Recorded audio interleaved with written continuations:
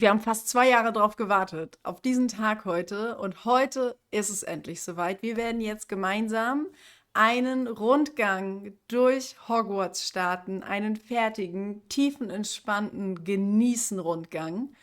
Im Hintergrund sind alle Server schon ready to go und um Mitternacht öffnen unsere Server ihre Tore. Und ich bin sprachlos, Leute. Das ist einfach wild. Für alle, die es jetzt heute nicht schaffen, den ganzen Stream da zu sein oder die heute generell keine Zeit haben, werde ich dieses VOD im Anschluss zusammenschneiden zu einem kleinen Highlight-Schnitt und das werdet ihr dann auf YouTube wiederfinden als Opening-Rundgang. Und dann ist es rum. Dann ist es echt vorbei. Und dann warten wir auf euer Feedback. Das ist absolut crazy. Mach die Hut aus und zieh deine Ringe aus. Wenn ihr aber die Schnitzeljagd machen möchtet, es wird eine Hogwarts Adventure Experience geben und dann könnt ihr verschiedene Orte suchen. Diese Orte haben vierstellige Codes und diese vierstelligen Codes sind dann quasi einzusammeln. Das ist die Challenge. Das könnt ihr entweder alleine machen oder mit einem Freund oder wenn ihr Creator seid, gemeinsam mit eurer Community. So stellt ihr sicher, dass ihr alle wichtigen Orte in Hogwarts auch gefunden habt. Das einmal dazu. Wir werden heute aber, um euch nicht mit den Nummern zu spoilern, auf jeden Fall die Hut dauerhaft auslassen, alle. Dann würde ich sagen, herzlich willkommen in Hogwarts, alle gemeinsam. Eure Reise beginnt hier am Bahnhof von Hogsmeade. Der Hogwarts Express hat euch von London hier direkt nach Hogwarts gebracht. Und jetzt steht er da, ohne Eule und ohne Gepäck. Einfach verloren. Seid aus eurem Hogwarts Express ausgestiegen. Wenigstens ihr, weil die anderen sitzen hier nämlich noch. Hier drüben haben wir auch noch unseren kleinen Coffee- und Touristeninformationsshop. Den kann man sich natürlich auch anschauen noch, bevor man dann Richtung Schloss aufbricht. Das hier übrigens hat alles der liebe Fipes gebaut. Das ist richtig, richtig schön geworden. Oben gibt es auch noch eine Eisdiele und unten gibt es noch ein paar Toiletten und auf der Rückseite ein Fundbüro. Also es ist tatsächlich so, dass ihr in Hogwarts hinter jeder Tür, hinter jedem Haus eine eigene Geschichte und ein eigenes Erlebnis findet. Und jedes Haus erzählt eine ganz eigene Geschichte. Und in jedem Raum ist ganz, ganz, ganz viel Arbeit und ganz viel Kreativität versteckt. Dann würde ich sagen, machen wir uns auf den Weg zum Schloss. Ich überlege jetzt tatsächlich gerade, ich würde sagen aber, dass wir den Start am Bootshaus wählen. Am Bootshaus selber befindet sich auch nochmal die exakte gleiche Schilderfront, ne? Mach die Hut aus, nimm dir eine Fackel. Das sind die beiden Startpunkte. Also entweder startet ihr am Bootshaus oder ihr startet eben hier an der Trainstation. Das sind die einfachsten Orte oder wo man ja auch theoretisch so rauskommen würde. Herzlich willkommen am Großen See, beziehungsweise am Schwarzen See, so heißt er ja eigentlich. Hier hat man nicht die schönste Aussicht aufs Schloss.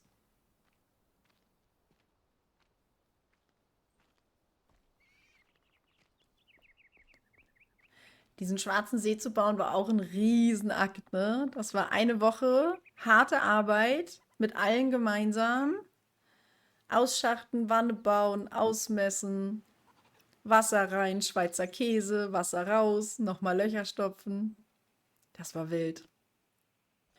Ach so, und weil sich die Frage ja auch öfter schon mal gestellt hat, wo wir hier eigentlich bauen. Wir befinden uns hier zwischen der Hochweidenwarte und der Düsterdickichtwarte. Hier in diesem Bereich. Ich hoffe, ihr könnt fliegen. Sonst müsst ihr schwimmen. Die Erstklässler werden ja mit dem Boot gebracht und kommen dann hier bei uns im Bootshaus an. So, dann wartet dieser nette Herr auch schon auf uns. Und der bringt uns dann zum Schloss, wenn wir unserem Weg folgen. Kann man zwischendrin auch nochmal schnell die Aussicht genießen. Es ist wirklich schade, dass es halt nicht so gut rendert, ne, auf die Entfernung, weil wir halt so krasse Distanzen hier auch haben. Hier haben wir den ersten Vorhof vom Schloss und hier finden wir die Szenerie, dass unsere arme Professor Trelawney leider rausgeschmissen wird von der bösen, bösen Umbridge. Hier haben wir uns überlegt, dass wir dieses Setting nachbauen und dann hat Nehima sich hier kreativ mit den Puppen ausgetobt und dann haben wir uns jetzt am Ende dazu entschieden, dass wir hier einen NPC noch hinstellen. Wir hatten leider keinen mit einer Kugel in der Hand, deswegen haben wir uns dann für die Dame hier entschieden. Dann haben wir den Vorhof hier und dann würde ich sagen, gehen wir auch erstmal in unser Vorzeigeräumchen rein, dass alle, die jetzt auch neu sind, eine ungefähre Idee haben, was sie in den nächsten Stunden hier auf dem Kanal erwartet. Herzlich willkommen in der großen Halle.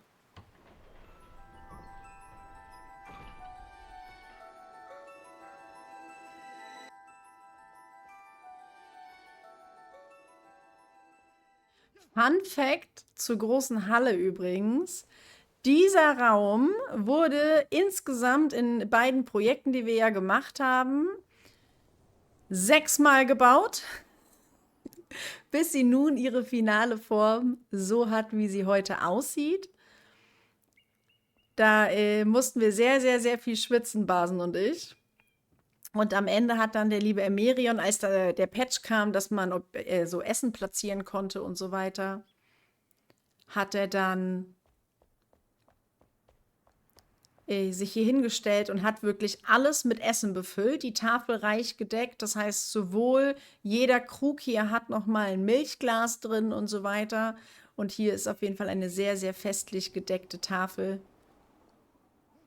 Wir haben kurz überlegt, ob wir hier noch die Puppen hinsetzen, aber das hätte die Performance gesprengt, sozusagen. Und er futtert das ganze Essen weg. Lass es dir schmecken, Basen. Wir haben auch damals, als wir die Kerzen da oben platziert haben, war das noch was richtig Besonderes, weil das war noch, als es noch nicht die Option gab, Objekte in der Höhe zu verstellen und zu rotieren. Oh ja, das war noch eine wilde Arbeit. Immer wieder eine Plattform. Genau, das heißt, Kerzen, Plattform weg, neue Plattform. Die wurden damals genau alle auf einzelne Plattformen gestellt. Und dann kommen wir hier in das große Treppenhaus. Das hat uns sehr viel Nerven gekostet, weil wir versucht haben, auch die sich zu bewegenden Treppen hier mit reinzubauen. Ne? Also, dass es wirklich so ein bisschen kreuz und quer geht. Die Treppenstufen wurden mit Sargdeckeln gebaut und das Ganze geht so ein bisschen wirklich quer durch. Wir haben auch vielleicht hier den ein oder anderen Fundamentblock gesetzt. Vielleicht auch erst gestern, der uns dann den Bug hinterlassen hat, dass wir es nicht mehr abbauen konnten. Dann mussten wir den Spielstand nochmal zurücksetzen und so. Also Hogwarts war ein einziges Erlebnis in ganz, ganz vielen Bereichen. Dann ist unser erster Stopp auf unserem Besichtigungsrundgang heute der Ravenclaw Gemeinschaftsraum. Ravenclaws hier entlang nicht wummeln. Ich finde, das Highlight dieses Raums ist dieser Kronleuchter übrigens. Hier hat sich der Morgard ein bisschen ausgetobt. Der hat diesen Turm nochmal überarbeitet und ihn auch sehr, sehr schön spitz gemacht. Und dann hat er hier aus diesen Schilden diesen Kronleuchter gebaut. So ein bisschen der Hingucker des Raums. Ja, das Ding ist komplett abgerundet. Das sieht man auch an diesen Baublöcken oben.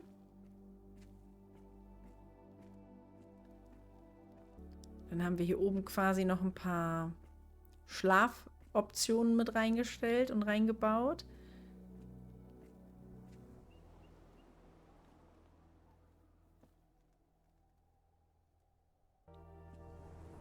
So, und hier sind wir quasi jetzt in der Spitze des Turms.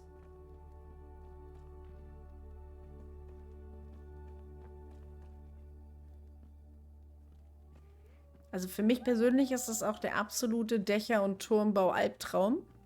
So viele einzelne Voxel hier reinzuschlagen, dass das dann halt auch nachher alles so spitz und so hoch ist, aber irgendwie erfüllt das Morgard sehr. Vielen Dank auch an dieser Stelle nochmal, dass du das gemacht hast. Ich finde das faszinierend, wenn Leute diese Dächer konstruieren können. Wobei man auch dazu sagen muss, dass dieser Ravenclaw-Raum schon limitiert gebaut worden ist, weil der relativ zum Schluss kam und wir da schon mit den Objekten so ein bisschen aufpassen mussten. Brecht euch nicht den Hals, bitte. Die Treppe ist gerade nicht da, musst du fliegen, Basen.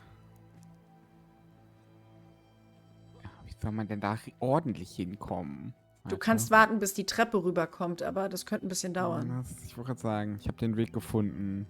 Herzlich willkommen in der Küche. Die befindet sich baulich exakt unterhalb der großen Halle. Dazwischen befindet sich nur noch das Lager. Und hier haben wir diese Szene nachgestellt, dass eben gerade sich die Tische decken. Und unsere Hauselfen wurden eben durch die Zwerge jetzt dargestellt in dem Fall. Insgesamt fasst das Projekt über 12,5 Millionen Voxel, um es genau zu nehmen, 12.534.215 und 96.869 Objekte. Das ist schon wirklich So ein viel. paar. Oder wie Basen sagt, ein paar. Was ist ein Voxel? Ein Voxel ist der einzelne Baublock quasi. Das ist ein voxelbasiertes Bausystem, das Enshrouded hier hat. Und so ein kleiner Baublock quasi entspricht einem Voxel. Werfen wir doch als nächstes auch einen Blick mal noch Da. nach Hufflepuff. Das ganze Ding ist sehr, sehr, sehr grün gehalten. Auch hier haben wir uns so ein bisschen von Hogwarts Legacy inspirieren lassen, weil auch der Raum, wie Basen es vorhin ja schon mal gesagt hat, gar nicht vorkommt. Im Film. Der Raum hier wurde gebaut von der lieben Lana Shadow. Und die hat so viel zweckentfremdet. Wir waren damals ganz baff, als sie das gemacht hat. Dieser Raum stand War auch einer der schon. frühesten. Dieser Raum stand auch schon im ersten Projektrundgang und den hat sie dann tatsächlich nochmal gebaut. Also das muss man auch schon dazu sagen. Das Ding hat sie zweimal gemacht. Sie hat aber auch hier dann, ne, aus den Zielscheiben und so hat sie Sofas gebaut.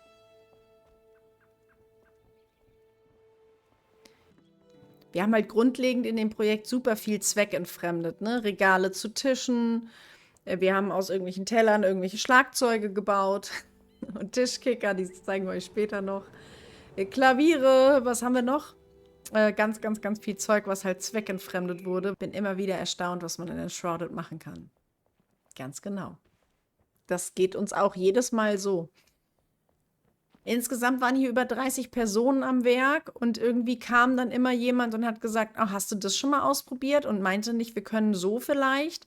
Und dann war immer so, ja, krass, warum ist mir das nicht eingefallen? Ich glaube, diesen Effekt hatten alle, die hier mitgebaut haben, wirklich oft. So, hier kriegt ihr nochmal die Totale von diesem Raum. Ich werde euch am Ende des Streams fragen, was euch am besten gefallen hat. Also macht euch gerne Notizen. Ich finde, man hat auch viel vergessen. Ne? Wenn ich jetzt überlege, dieser Raum hier ist irgendwie im Februar letztes Jahr entstanden. Und dann war man da noch 2, 3 Mal drin, um mal ein Video aufzunehmen oder so. Aber dann halt auch monatelang teilweise nicht mehr. Sino, wie gefällt's dir denn? Wie ist dein erster Eindruck?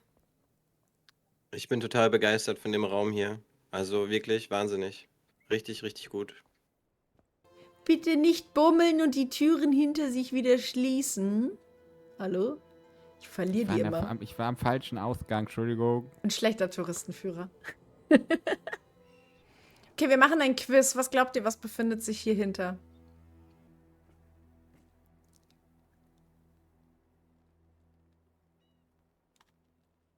Die Kammer des Schreckens. Das wäre ja viel zu einfach, sie zu finden, oder?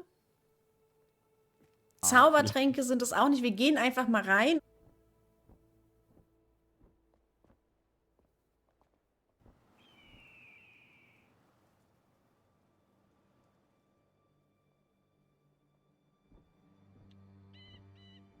Herzlich willkommen im Slytherin-Gemeinschaftsraum. Mir versucht so ein bisschen diese Szene nachzustellen mit Malfoy, Crabbe und Goyle. Diese Stein der Weisen-Szene so ein bisschen.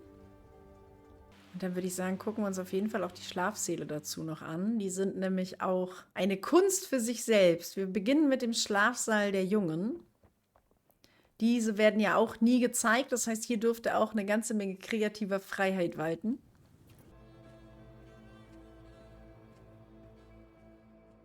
Falls ihr auch irgendwelche Fragen habt, wie irgendwas gebaut wurde oder so, dürft ihr das auch immer gerne in den Chat schreiben.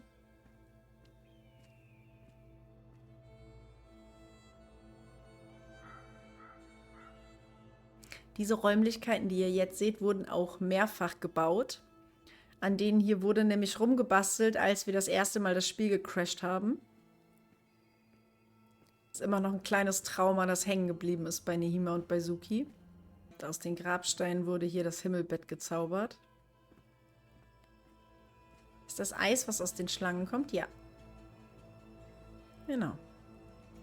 Das wurde alles zu Zeiten gebaut, als es noch kein Wasser gab. Ein paar Dinge haben wir dann auch im Laufe der Zeit umgebaut, wo wir dann nachher noch Wasser etabliert haben, aber halt eben nicht alles. Also hier hatten wir halt auch wirklich Platz, ne? Und das war, glaube ich, so das Erste, wo wir nicht gebunden waren halt an Filmvorgaben. Und ihr werdet auch sehen, es ist wirklich groß geworden, es ist ein bisschen eskaliert, aber es ist wunderschön. Die haben hier ihr eigenes Schachspiel.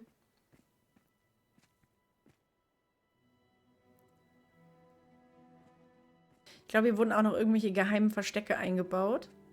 Die dürft ihr dann aber selber finden. Ich muss sagen, dieser Raum ist so sexy geworden. Können wir den mal ganz kurz nochmal gesondert hervorheben? Das hier ist der Schlafsaal der Mädels. Auch die haben ihr eigenes Schachbrett bekommen. Hier wurden super viele Sargdeckel verbaut und so weiter. Und Wasser macht in Enshrouded wieder Wassersachen. Zum Ende hat Nehima hier tatsächlich noch die Quellen reingepackt, um dieses Fenster zu bauen. Aber ich sehe gerade irgendwie... Das letzte Mal, als wir hier unten waren, lief das einwandfrei. Und jetzt ist sie auf einer Seite ein bisschen müde geworden. Magic.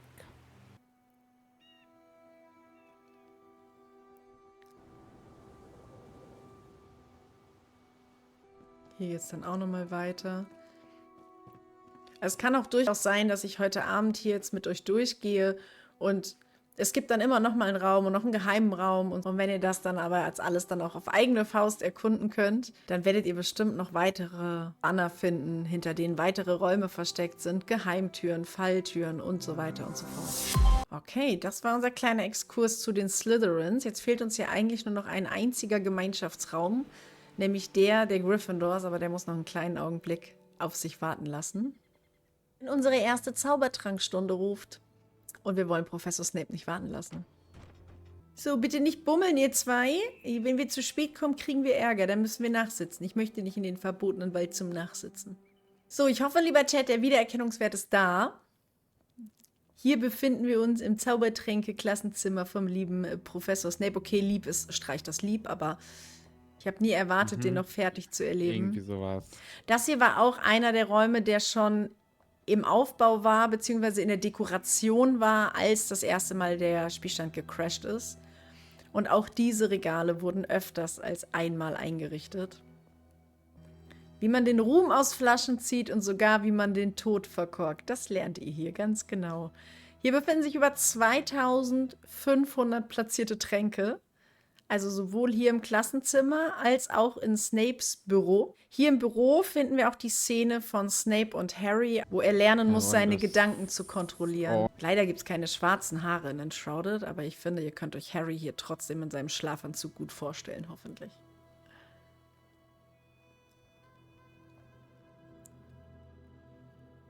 Quiz des Tages. In welchem Filmteil kommt diese Szene vor, dass Professor Snape dem lieben Harry beibringt, seine Gedanken zu kontrollieren, und zwar in seinem Büro? Die Oklumentik. Ja, genau. In welchem Teil kommt das vor? So, da kriegt ihr auch natürlich nochmal die totale Draufsicht, dass ihr das euch einmal nochmal in aller Ruhe zu Gemüte führen könnt. Ich finde auch die abgerundeten Regale, ne? Also um diesen runden Raum zu erschaffen, ist wundervoll. Basen, weißt du noch, wie krass wir geschwitzt haben, diese Decken hier unten abzurunden? Will ich verdrängen. Diesen Abend verdränge ich. Oh, das war ein langer Abend. Wir haben hier Das wirklich, war ein und dann langer haben wir uns Abend, um wir wollten einen fertig Voxel kriegen. irgendwo verzählt. Und dann war das nicht ganz richtig. Und dann war das hier nicht abgerundet rund. Und das war unser erster Versuch, eine abgerundete Decke zu bauen. Und dann gleich halt so, ne, mit 3 Teilen und so. Oh, es war anders wild. Aber wir haben viel daraus gelernt. Okay, meine Lieben, nicht bummeln. Die Führung geht weiter. Ich bin auch wirklich gespannt, was ihr sagt, wie lange ihr quasi braucht, um das hier zu erkunden. Und auch wenn ihr die Rallye macht, wenn ihr euch dafür entscheidet, das ist natürlich komplett freiwillig, aber wenn ihr euch dafür entscheidet, die Rallye hier zu machen, wie lange ihr dann gebraucht habt und so. Ich bin wirklich gespannt.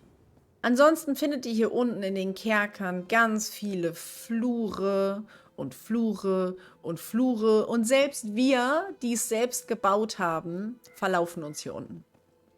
Und zwar fortgeschrittene Zaubertränke. Wir waren ja gerade im Klassenzimmer von Professor Snape und hier finden wir dann den fortschrittlicheren Kurs. Hier ist leider ein bisschen was schief gegangen, deswegen quillt hier das ganze Waschbecken über. Das läuft alles irgendwie, also es ist ein bisschen, die Schüler haben es nicht so drauf. Ja, und die versuchen alle quasi den Zaubertrank nachzubauen, der hier vorne vorgestellt wird. Bei manchen klappt das besser, bei manchen klappt das weniger gut. Und hier wurde dann wirklich wurden die Schüler in Action dargestellt. Wir hätten das gerne überall gemacht. Wir hätten gerne alles vollgeballert mit Puppen und so weiter. Aber das würde die Performance des Spiels dann doch ein bisschen killen. Irgendwann werden die auch nicht mehr angezeigt, wenn man zu viel davon platziert. Dementsprechend haben wir uns dann entschieden, dass manche Räume einfach leer bleiben werden. Und der letzte Patch, der letzte große, hat die auch zu 90% ungefähr ausgezogen. Also jetzt der offizielle Call. Solltet ihr eine nackige Puppe in diesem Projekt finden, deal with it. Wir wissen es, wir haben versucht, alle anzuziehen. Wir haben jetzt wirklich final versucht, die ganzen Puppen wieder anzuziehen. Aber falls wir irgendwo eine übersehen haben, dann wurde die halt nackig gezaubert. Hier haben wir noch einen kleinen leeren Raum. Also es gibt auch ein paar Räume, die halt nicht ganz so überladen sind. Wir haben auch tatsächlich Räume, die halt einfach versperrt sind. Hier haben wir ein Lager für Kesselräume, also für Kessel aller Art und Größe. Ich bin jetzt einfach random reingelaufen. Zwar ist das die Death Day Party Hall und hier hat der fast kopflose Nick seinen Geburtstag gefeiert. Zumindest im Buch. Das wird auch im Film nicht gezeigt. Aber hier hat sich der liebe Sino verausgabt. Und dann haben wir hier, hat er versucht, die Geister auf jeden Fall darzustellen. Genau. Und die Decke haben wir. An der Decke haben wir lange getüftelt. Mit der indirekten Beleuchtung. Das war für mich hier auch das erste Mal, dass ich es so gebaut habe. Dann wurden hier die blauen Leuchtblöcke, habt ihr versenkt? Ja, ne? Ja, genau, die blauen Leuchtblöcke. Und die scheinen dann quasi durch und machen diese passive Beleuchtung. Wichtig ist auf jeden Fall, dass ihr hinter jedem Bild und hinter jedem Vorhang und Regal vielleicht doch noch den ein oder anderen geheimen Ort vermutet. Wir könnten noch und ganz genau hinschaut. den Raum mit der runden Tür zeigen vielleicht. Sneak Peek. Ach, hier waren wir gerade. Seht ihr, ich habe mich verlaufen. Verratet es niemandem. Das hier ist Slughorns altes Office. Hier wird rumgefahren. Das neue zeige ich euch später auch noch. Ist auch ein wirklich schöner Raum. Ich finde, der ist richtig schön warm und gemütlich. Nee, hier bin ich falsch. Hier bin ich falsch. Hier bin ich eben schon falsch abgebogen. So, Nehima hat hier den Room of Doom gebaut. In eigener kreativer Inspiration. Und dann sind wir irgendwann hier reingekommen zum Gucken. Und ich glaube, wir haben halt viele Dinge gesehen, die ein unbeschriebenes Blatt vielleicht nicht gesehen hätte. Aber an sich war das auch der erste Raum, der mal eine komplett andere Beleuchtung hatte, mal ein komplett anderes Setting. Die wurde viel mit Grün gearbeitet und so. Und das war für uns alle so, okay, wow, was ist denn hier los?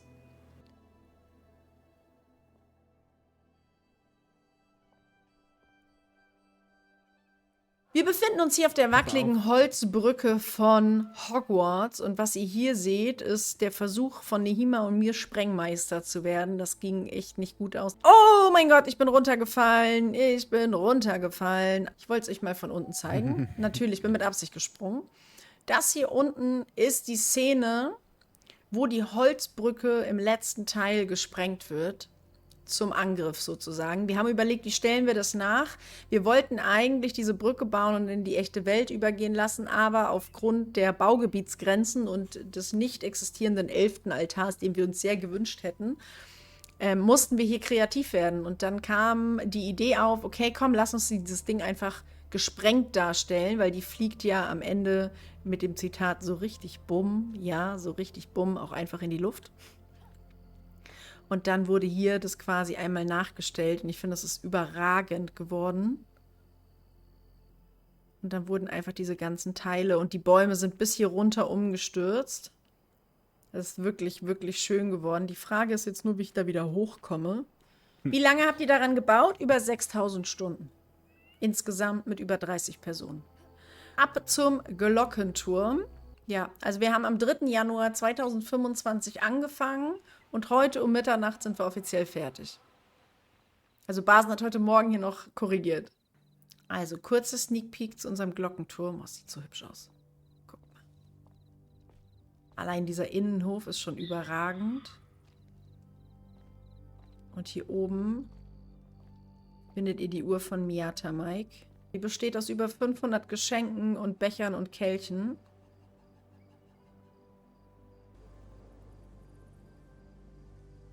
Jetzt müssen wir einmal reingehen, solange es noch dunkel ist. Hier haben wir das Pendel von unserem Glockenturm. Und das wundervolle Treppenhaus, das Basen hier mit viel Schweiß und Herzblut reingehauen hat. Ich finde, so wie es jetzt ist, ist es perfekt geworden. Es ist super verwinkelt geworden und auch auf beiden Seiten. Und jetzt versuchen wir mal auf Anhieb, den richtigen Weg hier nach oben zu finden. Hier hoch. Und dann hier rüber. Darf ich vorstellen, Fibes, wie ich finde, persönliches Meisterwerk.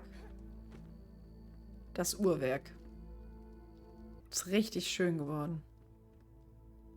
Ich bleibe mal kurz bewusst hier einen Moment stehen, dass ihr euch das in Ruhe anschauen könnt. Hier stecken so viele Fenster ineinander, so viele von diesen großen Vasen, diese runden Säulen, da ist so viel ineinander geklippt.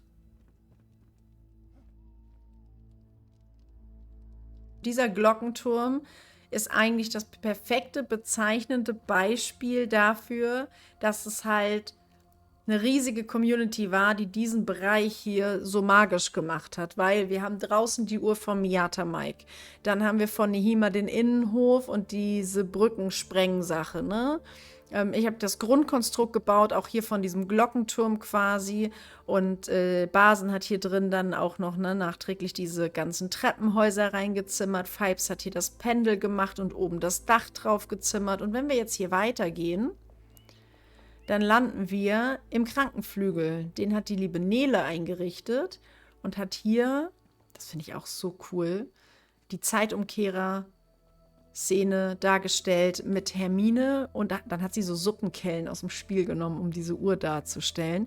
Und im Hintergrund, über Basens Kopf quasi, könnt ihr dann das Pendel sehen vom Uhrwerk. Also genau das, so wie es im Film ist. Um dass das aber so gestanden hat, mussten wir vielleicht auch noch den einen oder anderen Gang noch mal eine Etage hoch und runter setzen. Da musste noch mal einiges umgebaut werden am Grundmauerwerk, damit wir diese Szene, die ihr jetzt gerade sehen könnt, auch wirklich genauso darstellen können. Und man kann leider keine Puppen auf Betten platzieren, sonst würde natürlich hier auch noch der ein oder andere Patient liegen. Das Porträt der fetten Dame ist geöffnet für uns, also wir können uns direkt durchbewegen. Herzlich willkommen im Gryffindor Gemeinschaftsraum.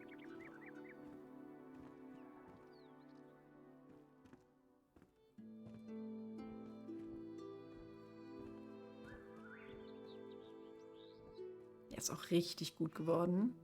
Hier haben wir eine Filmszene nachgestellt, also kleines Quiz. Welche Szene haben wir hier nachgestellt?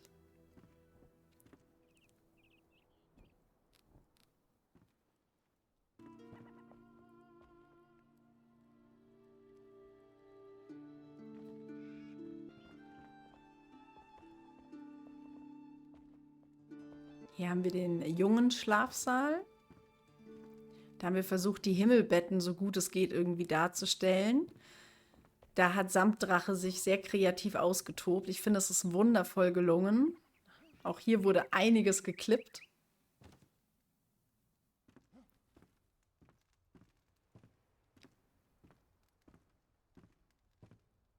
Es gibt natürlich auch noch einen passenden Mädchenschlafsaal dazu.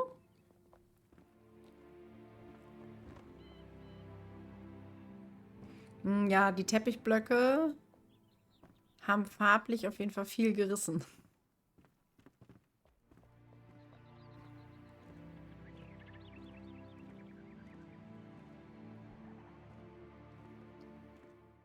So, wir gucken uns die Szene nochmal an. Wir können sie ja einfach mal auflösen. Das hier soll die Szene darstellen, wo die drei sich aus dem Gemeinschaftsraum schleichen und den lieben Neville mit einem Zauber belegen, dass er wie ein Stein zu Boden fällt. Genau, Hermine versteinert Neville, ganz genau. Das ist die Sehr Szene, gut. die wir hier versucht haben nachzustellen. Herzlich willkommen im Badezimmer der Vertrauensschüler.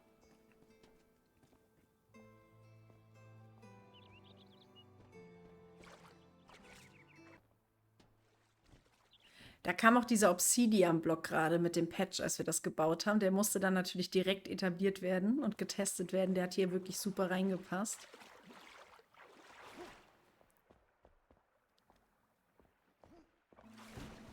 Wirklich, wirklich schön geworden, was Lana hier gezaubert hat. Okay. Guckt mal hier rein. Hier gibt es nämlich einen Töpferkurs in Hogwarts. Für alle, die handwerklich geschickt sein wollen. Gibt es hier das Schulfach Pottery, so nennt sich das. Nicht filmwirksam, aber wie ich finde, trotzdem echt gut gelungen.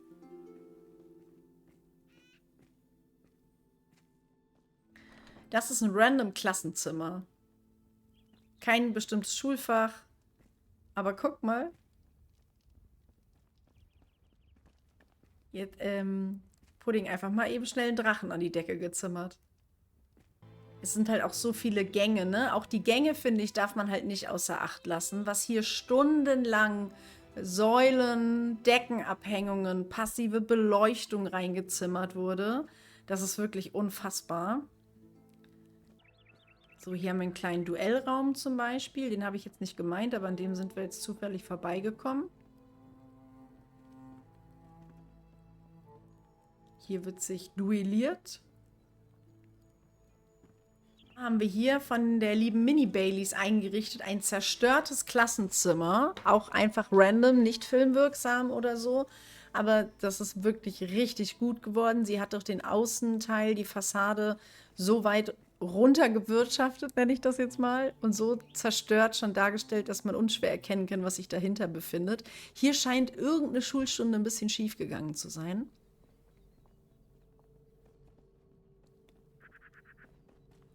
Ja, die Hauselfen müssen sich noch drum kümmern. Also der Point kaputt wurde hier definitiv umgesetzt. Hier steckt so viel Liebe zum Detail in diesem Raum, dass man das auf jeden Fall auch mal nochmal erwähnen und zeigen sollte.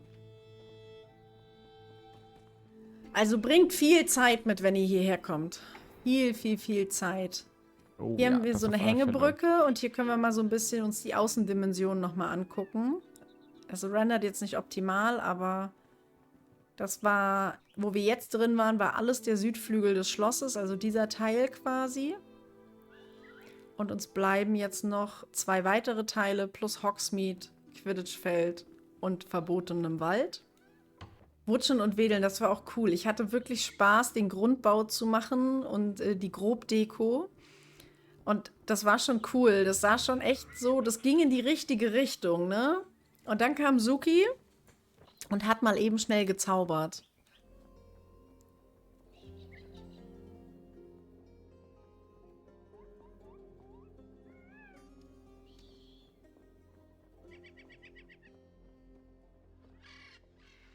Das ist Professor Flitwick, falls ihr ihn nicht erkannt habt.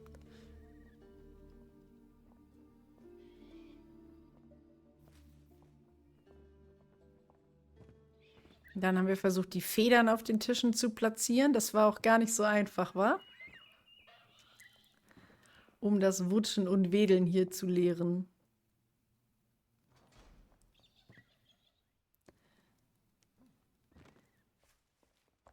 Aber auch das, finde ich, ist wirklich gelungen.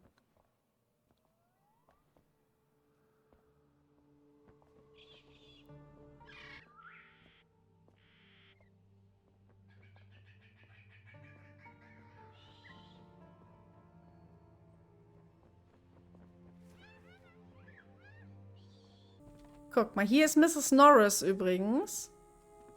Hallo, Mrs. Norris. Wir machen hier nichts Illegales. den Raum fürs Nachsitzen. Wenn die Schüler nachsitzen müssen, dann landen sie hier. Ich finde, es gibt schlimmere Orte zum Nachsitzen. Ich möchte auch noch mal ganz kurz diesen Globus hervorheben, der aus 12 Zielscheiben gebaut wurde. Ich habe die genaue Zahl nicht im Kopf, aber es sind viele. Und 3 Leute, genau. Einer, der schiebt, einer, der guckt und der andere war für die Motivation dabei oder so, ne? Irgendwie so war das. Genau. Das war der erste Raum, den Suki eingerichtet hat, als sie hier in das Projekt kam. Und das ist total witzig, weil ich glaube, du hast dir damals voll die Platte gemacht, ob das hier ausreichend ist, ne? Kann das sein? Habe ich das noch richtig im Kopf? Und ich bin hier reingelaufen, als sie fertig war und dachte mir so, what the fuck, was hat sie hier gebaut? Wie krass ist sie bitte? Ich finde, der ist richtig stark geworden. Doch hier dann mit den Dachblöcken noch die Wände verkleidet und so. Er ist einfach absolut crazy. Weil er ist wirklich so schön geworden. Und der Globus. Nicht den Globus vergessen. Er ist einfach wild. Ich dachte erst, was haben sie denn da genommen? Das kannte ich noch gar nicht. Ja, Zielscheiben. Viele davon. Hier haben wir übrigens den Courtyard, also den Innenhof vom Astronomieturm. Das ist dieses dicke Teil hier in der Mitte. Und das hier ist auch ein Klassenzimmer. Auch wunderschön geworden. Ich finde dieses Porträt hier in der Wand total cool. Das ist richtig stark geworden. Magische Theorie wird hier unterrichtet.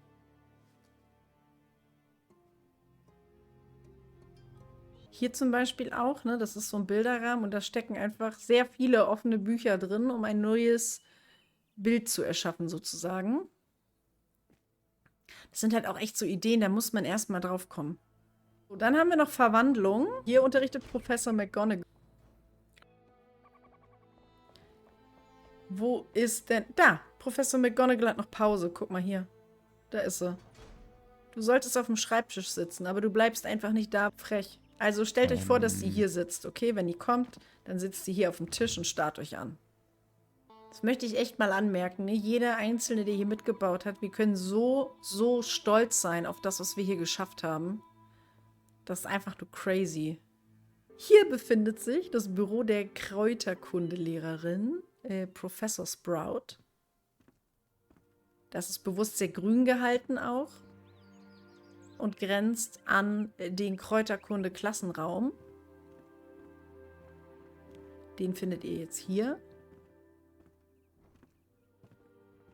Besonders cool sind diese 2 Uhren. Und wenn wir jetzt hier rausgehen, landen wir bei den Gewächshäusern. Insgesamt sind es 8 und jedes ist komplett anders. Hier werden Alraunen umgetopft. Das ist, glaube ich, somit die bekannteste Szene. Und irgendein Schüler hat hier ein bisschen Quatsch gezaubert, denn hier wächst auf einmal plötzlich ein Baum mit Gesicht aus dem Gewächshausboden. Hier wurde wirklich so viel Kreativität reingesteckt.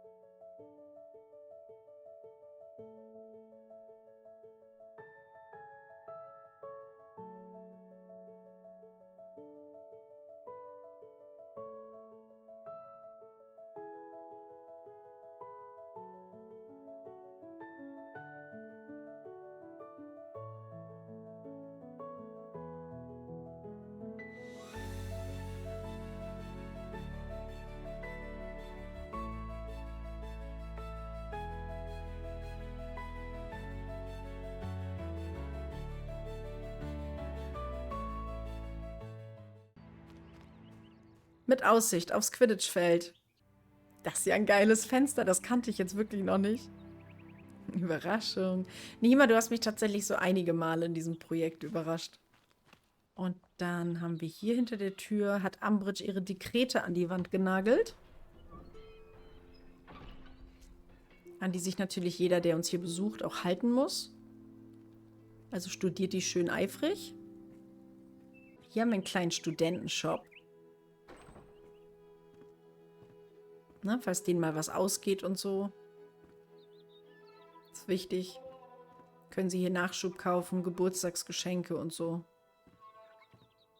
paar leckere Torten, ein paar Snacks. Man kann ja nicht immer nach Hogsmeade gehen. Ein kleiner Gemeinschaftsraum sozusagen. Aufenthaltsraum halt. Der ist auch richtig schön geworden. Hier ist Muggelkunde gemacht worden von Sino. Das da oben ist ein Heißluftballon zum Beispiel. Dann haben wir hier unten einen Fernseher, einen alten. Mit Suppenkellenantenne obendrauf. Hier haben wir Ja, übrigens noch total. ein altes Radio. Das steht hier noch. Und so umgebaute oder geklippte neue Elemente könnt ihr hier auf jeden Fall entdecken. Davon haben wir eine ganze Menge.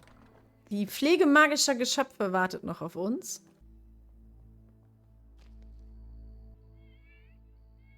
Das Lehrerzimmer dazu quasi. Also eigentlich hat jeder Klassenraum hier in Hogwarts immer noch mal ein Lehrerzimmer mit dazu. Ich finde übrigens auch ganz kurz diese Wasserspeier hier total cool, die rechts und links neben den Türen postiert worden sind. Und dann haben wir hier einen Konferenzraum für Lehrer. Der ist so geil geworden, ne? Wirklich, ich finde den richtig, richtig cool mit der Beleuchtung und allem. Ich finde, wenn du jetzt normal in Shrouded spielst, du fängst an, du questest, du machst, du tust und dann siehst du sowas hier, das kannst du dir halt auch in deine Base bauen, ne? Auf ganz entspannt als Wohnzimmer, zum Beispiel. Vielleicht erinnert ihr euch, in Teil 4 gibt es eine Szene, wo Professor McGonagall versucht, im Rahmen des Trimagischen Turniers ihren Schülern das Tanzen zu lehren. Das hier finde ich besonders kreativ. Wir gehen jetzt zu Dumbledore. Wir haben eine Audienz. So, herzlich willkommen in Dumbledores Büro. Besonders cool finde ich halt die Gemälde. Also in Dumbledores Büro hängen ja sehr, sehr viele Porträts, die sich bewegen. Und die wurden halt hier eben nachgestellt. Teilweise sind die Porträts leer, teilweise sind die Porträts voll. Ne, je nachdem, ob sie gerade da sind oder nicht. Dann haben wir hier unten noch Basen. Und hinter Basen noch das Denkarium. Ich finde, das ist wirklich alles sehr, sehr nah rangekommen. Und besonders geil finde ich halt das Teil hier. Es ist ja so, dass unten dieser Vogel ist an der Treppe. Und wenn die Treppe ausgefahren ist, dann ist dieser Vogel ja oben. Und das ist jetzt hier eben nachgestellt worden. Ich fühle mich gerade schlecht und klein, wenn ich gleichzeitig durch meine Base laufe. Bitte vergleicht euch nicht mit diesem crazy Zeug, was wir hier gebaut haben. Hier stecken so viele Leute mit drin, so viel Zeit, so viel Erfahrung auch. Leute, die wirklich Tausende von Stunden nur bauen und dekorieren. Und so viel gemeinschaftlicher, kreativer Input, dass du das mit einer normalen Base nicht vergleichen kannst. Wenn wir in deiner Base bauen würden mit 30 Personen und jeder gibt seinen kreativen Input, würde das auch ganz anders aussehen. Aber ich finde auch eine normale Base, wo irgendwie sich jemand Gedanken gemacht hat und vielleicht das halt auch alles selber erfarmen möchte und so und sich dann ganz, ganz, ganz viel Mühe gibt. Da liegt die Liebe im Detail. Aber ich weiß, was du meinst. Also das hier eben Dumbledores Büro, gebaut von Buzz, ist einfach wirklich überragend geworden. Ganz kurzer Exkurs zu Fluffy. Wir haben wirklich lange überlegt. Wir haben überlegt, wie können wir Fluffy bauen, was können wir tun, was können wir machen. Ihr werdet das nachher auch sehen. Wir haben den Kopf von Salazar Slytherin geterraformt und so. Also wir haben viele Dinge umgesetzt. Und dann haben wir überlegt, wie können wir diesen dreiköpfigen Hund bauen. Und das Projekt Schritt so voran und wir sind immer weitergekommen. Und dann haben, ich glaube, 3 oder 4 Leute gesagt, okay, komm, ich baue da mal auf meinem privaten Stand, ich probiere mal was aus und so weiter und so fort. Aber es hat sich wirklich als schwierig gestaltet, weil es muss ja darunter eine Falltür sein, die zu öffnen geht, darüber dieser Hund. Dann wurde überlegt, Trophäen hinher, Hickhack. Und ganz am Ende haben wir uns gedacht, okay, komm, wir haben da so eine Idee. Ich zeige euch jetzt, was dabei rausgekommen ist.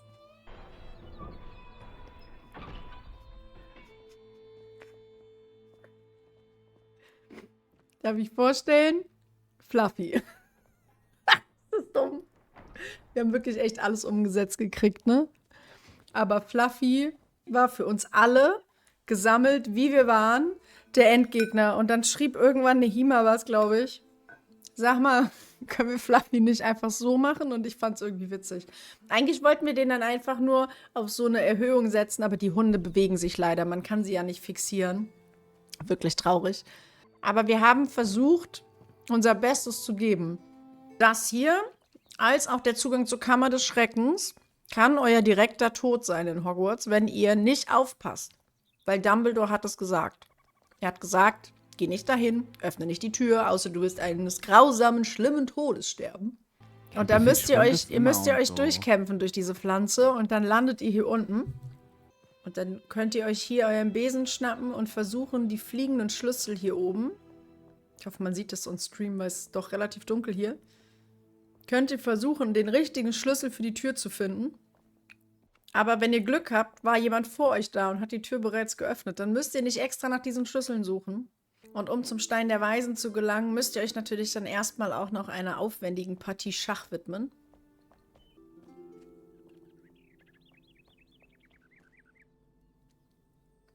Hier dürft ihr euch durchspielen. Gut, dass sich jemand für uns schon durchgespielt hat.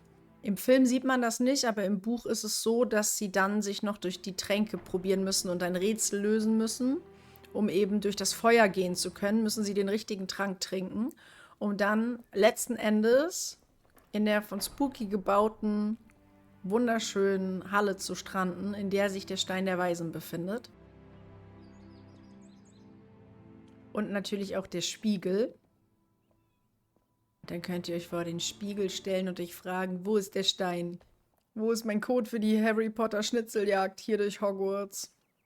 Dieser Raum hier hat auch keinen Ausgang. Also wenn ihr diesen wieder verlassen wollt, müsst ihr das zwingend über ein Port tun, weil sonst kommt ihr da nicht mehr raus. Lasst uns noch einen Blick in die Bibliothek werfen. Ich weiß nicht, wie viele Bücher hier drin stecken. Die Antwort ist deswegen einfach ja.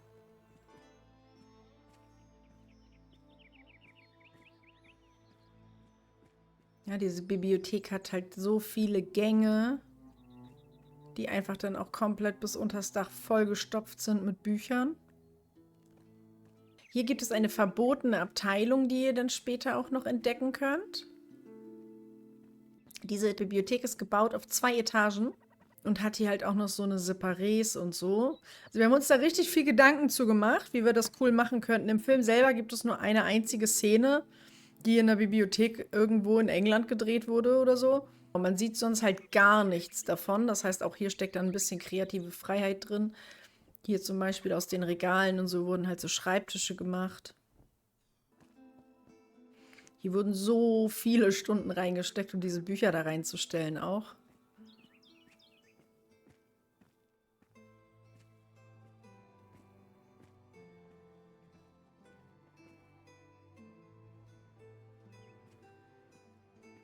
Das hier sind die Privatgemächer von Professor Trelawney. Und ich finde, wir sollten uns auch gleich noch ihren Wahrsageraum angucken. Hier ist das Dinner von Professor Slughorn. Und auch die Säulen hier sind richtig gut geworden.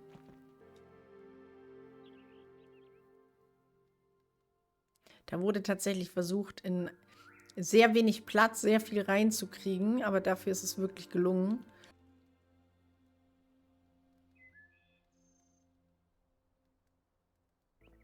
Hier wurde geklippt, was das Zeug hält, um Musikinstrumente zu erschaffen. Unter anderem zum Beispiel dieser wundervolle Flügel hier.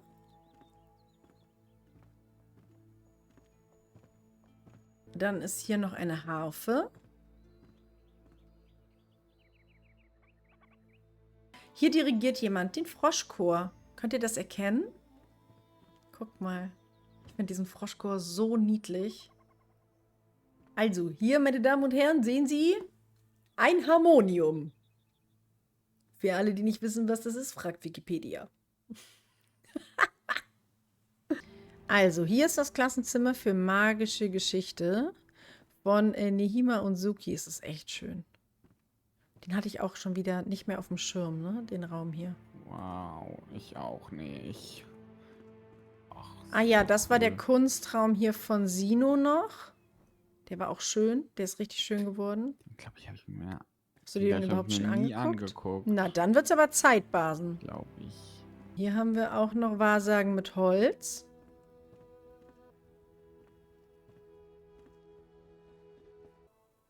Dieser Raum, den wollte ich euch noch zeigen. Der ist insane. Das ist das Lehrerzimmer der Astronomielehrerin mit den Sternzeichen hier. Und jetzt haltet euch fest, mein Favorite hier ist diese Schreibmaschine.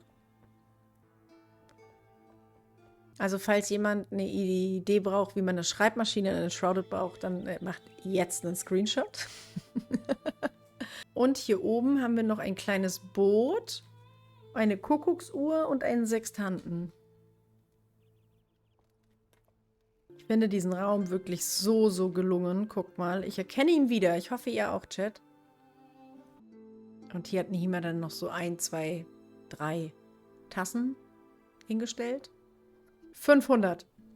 Meine Damen und Herren, ich präsentiere Basen und 500 Tassen auf einem Tisch. Cool. Mega cool. Richtig gut geworden. Guck mal hier, wenn du von hier oben hier so runter guckst, es sieht auch so crazy aus, dieser große Turm. Orientierung ist alles in Hogwarts. Das Wasser ist weg. Wo ist das Wasser? Oh nein, sag nicht, es hat jemand den Abfluss aufgemacht. Ich glaube, dass wir das halt nicht halten werden können. Die werden versuchen, die Kammer des Schreckens zu öffnen und egal, was du tust, du kannst halt diese Abflüsse nicht sperren. Und sie werden wahrscheinlich versuchen, um in die Kammer zu kommen, diese Abflüsse zu öffnen. Das wird nicht ausbleiben. Ja. Lasst uns die Kammer des Schreckens öffnen und lasst uns runtergehen. Es ist soweit. Jetzt geht's los. Ich glaube, es ist aber auch an der Zeit für mich, die Fackel auszustatten. Let's go. Herzlich willkommen in der Kammer des Schreckens.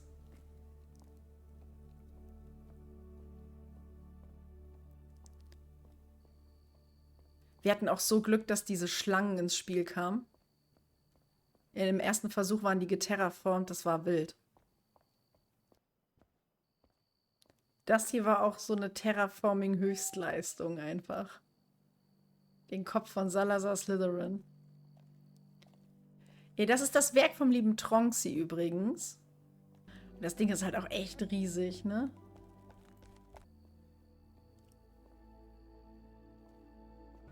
Ab zum Quidditch-Feld. Hier könnt ihr reingehen. Ihr könnt in jeden einzelnen dieser Türme reingehen und bis nach oben durchgehen. Und könnt euch das von allen Ecken angucken. Jetzt bei Nacht leuchtet es natürlich extrem.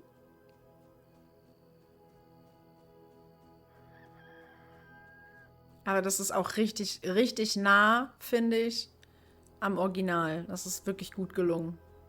Ich weiß noch, wie wir am Anfang gesagt haben, boah, wie wollen wir das denn machen und so. Und wir hätten halt gerne noch Besen gehabt, um so ein Spiel zu simulieren. Aber leider hat uns das Game halt keinen richtigen Besen gegeben. Das macht mich immer noch ein bisschen traurig. Keen leider nicht gegönnt, einen Besen noch. Keen, wenn du das siehst, wir würden gerne einen Besen haben. Okay, was haben wir jetzt noch offen? Ein Ausflug nach Hogsmeade und einen kleinen Ausflug zu den Ländereien und natürlich auch zu Hagrids Hütte. Ich finde, das ist sehr, sehr nah an die Filmvorlage gekommen. Sowohl die Hütte als auch hier mit dem Kürbisbeet und so. Hallo Hagrid, schön, dass du da bist. Hagrid, dürfen wir mal in deine Hütte gucken? Ist auch richtig schön geworden hier mit dem Buch. Hier haben wir die Szene, wo Ron Schnecken spuckt. Ich finde auch dieses Kamin-Setting und so ist richtig gemütlich geworden. Generell diese ganze Hütte ist total stimmig und harmonisch geraten, finde ich. Ja. Ich finde auch von hier hat man einen richtig schönen Blick nochmal aufs Schloss von der anderen Seite.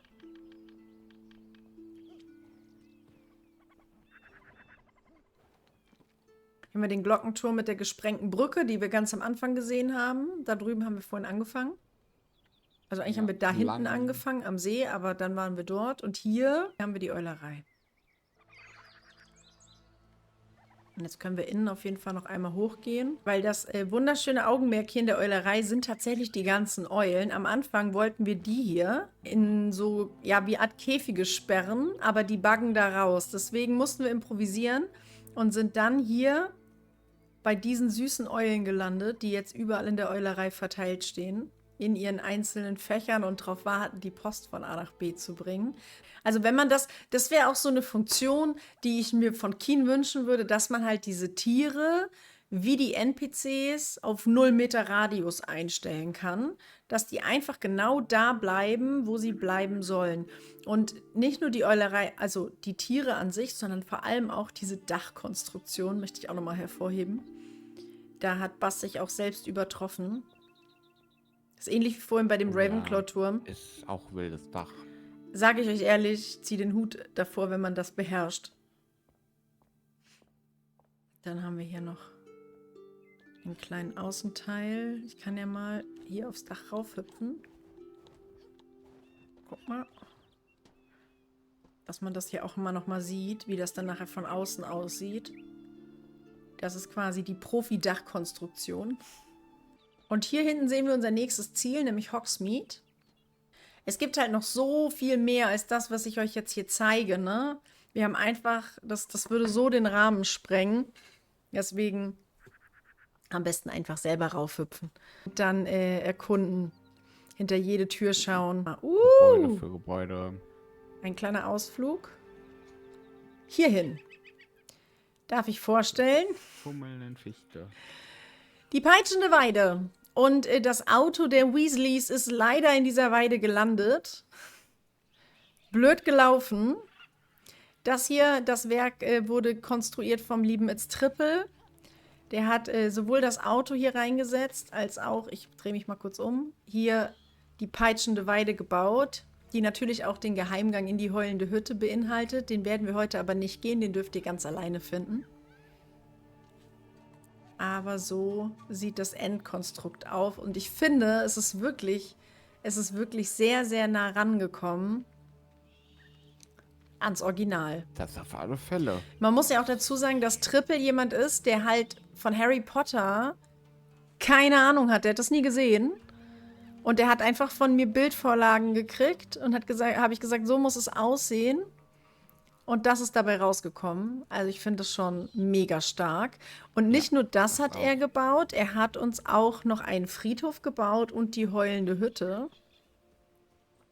Hier haben wir noch so ein kleines Spooky-Haus hingesetzt. Das dürft ihr auch gerne euch dann in aller Ruhe mal angucken. Können wir mal hier einfach frech über die Mauer hüpfen. Kleiner Blick auf den Friedhof von Hogsmeade.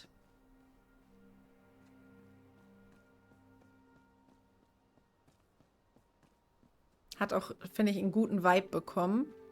Hier geht es dann hoch zur heulenden Hütte. Die ist hier oben auf dem Berg. So sieht sie von außen aus. Und auch die lasse ich euch für den privaten Besuch hier als kleines Highlight noch offen. Und dann würde ich sagen, herzlich willkommen in Hogsmeade. Hier findet ihr natürlich auch verschiedenste Gebäude. Wir werden es jetzt nicht schaffen, in alle reinzugehen. Ich zeige euch meine 1, 2, 3 Highlights, die ich hier habe.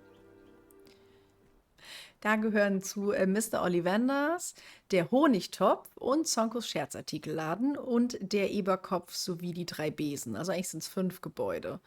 Das hier ist der Honigtopf. Zack. Der ist richtig gut geworden. Der gefällt mir richtig, richtig gut.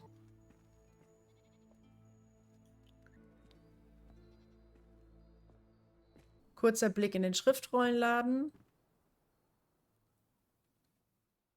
Die meisten werden es schon mal gesehen haben, aber hier befindet sich Mr. Ollivanders. Und Mr. Ollivanders Laden ist bestückt mit so circa 8000 Zauberstab-Wandhalterungen. Aus Performancegründen wurden ein paar entfernt.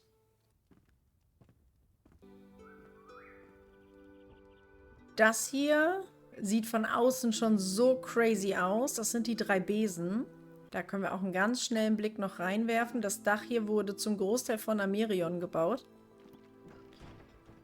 Ich habe dann die letzten Regalbretter noch höchstpersönlich da oben drauf gezimmert und dann haben wir uns hier der Inneneinrichtung noch ein bisschen gewidmet. Den Tresen- und Tavernenbereich. Ja. Gefällt mir gut. So. Und natürlich ein paar von den neuen Pendelleuchten.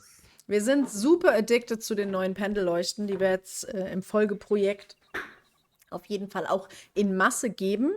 Für die, die es noch nicht mitbekommen haben, wir werden jetzt als nächstes quasi uns in Richtung des Wasserbioms begeben, auf einem neuen Spielstand und werden dort als Community-Projekt ein riesiges Urlaubsresort bauen, weil wir brauchen jetzt nach Hogwarts erstmal ein bisschen Urlaub und werden dann da ein wunderschönes Erholungsresort hinbauen. Und wie immer, klein können wir nicht, deswegen dürft ihr schon mal gespannt sein auf die Ausmaße, die das wird Ganze kleiner, dann Pia. gegebenenfalls Und wenn es nur annimmt. 9 Altäre sind, dann ist es so. Dann reduzieren wir beim übernächsten Projekt dann auf 7 und so weiter und so fort. Ich möchte noch ganz kurz als Highlight, bevor wir in den Eberkopf gehen, euch einmal das hier zeigen. Und zwar diesen Food Truck, den hat Squallow damals gebaut. Also wenn man jetzt zum Beispiel auch sagt in seinem Projekt, ne, man will so eine Art Markt bauen oder so ein kleines Dörfchen, auf einem Marktplatz hier so einen fancy Foodtruck hinzustellen, ist doch auf jeden Fall mal eine Idee wert. Lasst uns noch einen schnellen Blick hier in den Eberkopf werfen. Wenn man hier so durchkommt, sieht man das Gebäude schon sehr, sehr schön. Das hier hat mich so viele Streams meines Lebens gekostet, so viele Stunden und so viel Nerven, aber ich finde, es ist wirklich überragend geworden. Das war mein erstes Gebäude, das ich komplett selber gebaut habe und das halt nicht aussah wie ein Kasten. Auf das bin ich Ja. richtig, richtig, richtig stolz. Das ist auch super schön. Das ist so schön. Es ist wirklich cool. Ne? Wir haben es versucht, dann noch so ein bisschen runtergekommen zu gestalten. Und dann haben wir das Ding komplett fertig gebaut und dann sind über Nacht hier die Deko-Elfen durch und haben dieses ganze Kleinzeug, was ihr jetzt seht, hier hingestellt.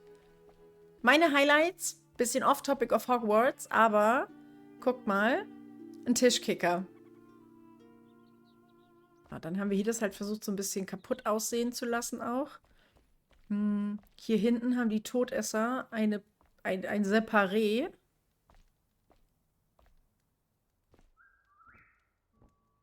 Das fand ich auch richtig cool. Ist einfach ein Schlagzeug. Es gibt also auch musikalische Unterhaltung im Eberkopf.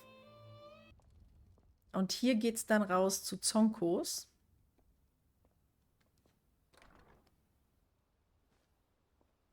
Guck mal. Der ist auch richtig schön geworden.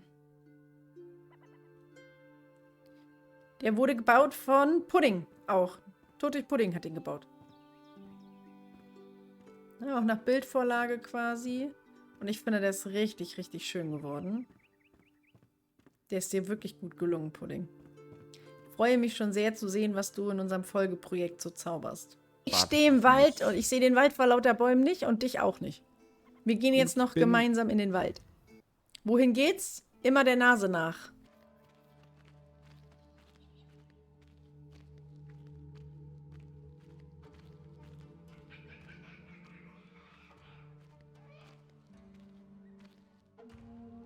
Hier haben wir versucht, die Szene nachzustellen aus Teil 3. Und zwar die Szene am See mit Harry. Und dann haben wir quasi hier die Szene mit den Dementoren. Die seht ihr hier oben. Aber Basen macht die Special Effects hier und bekämpft den Dementor. Das finde ich gut. Und hier oben, ne, hat sie die nochmal extra beleuchtet. Seht ihr das? Hier fliegen quasi die Dementoren über den See. Der See ist schon ein bisschen zugefroren, weil es so kalt ist. Okay, wir müssen uns jetzt ohne Licht zu Aragog vorkämpfen, weil unsere Fackel leider aufgegeben hat. Aber egal, dann lass uns das machen. Vor allem auch was für ein Zufall, so gleichzeitig. Upsi. Okay, ganz kurze Triggerwarnung für alle Leute mit Arachnophobie. Sie werden gleich eine Spinne sehen. Wenn Sie das nicht sehen können, dann skippen Sie bitte. Präsentiere feierlich den verbotenen Wald und die Szenerie rund um Aragog und Harry und Ron, die ihn gerade besuchen gehen. Auch das hier ist alles komplett selbst geterraformt. Das gab es vorher alles nicht. Wir haben den Berg komplett ausgehöhlt.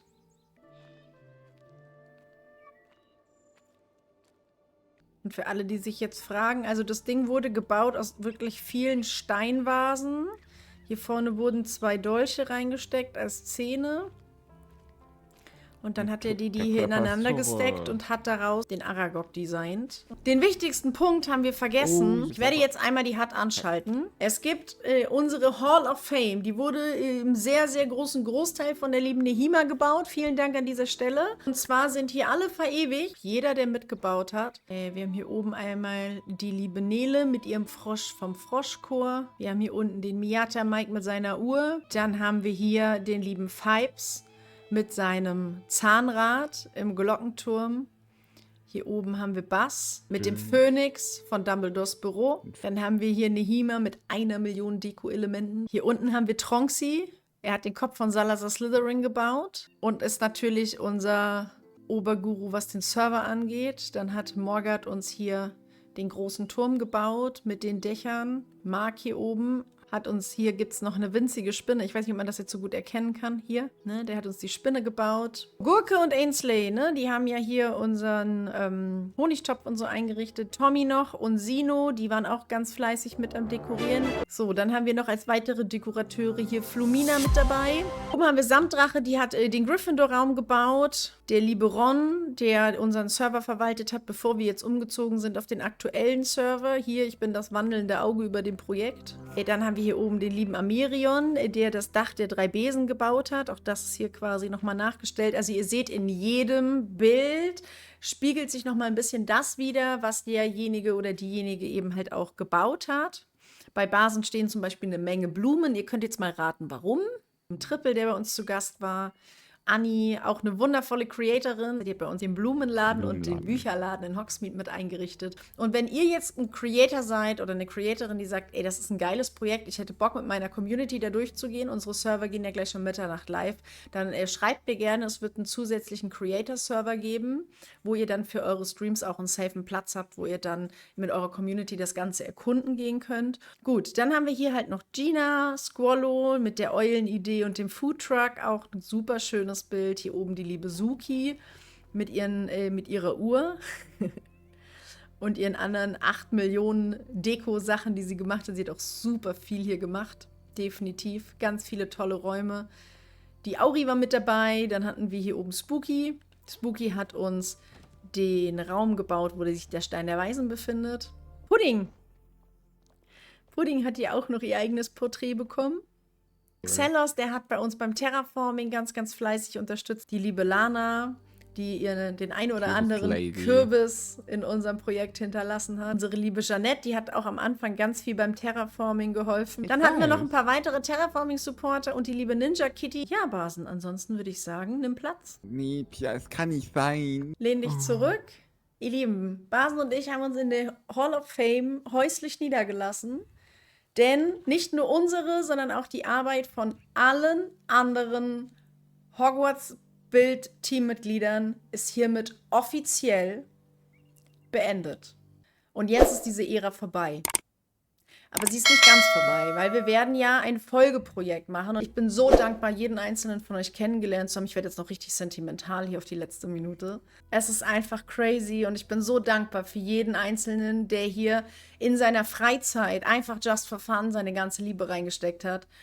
Und jetzt, ihr Lieben, ist es gleich Mitternacht. Und dann wird der neue Server da sein. Und dann seid ihr dran. Und wir sind offiziell fertig. Unsere Arbeit ist erledigt. Ganz viel Spaß in Hogwarts. Wir sind raus.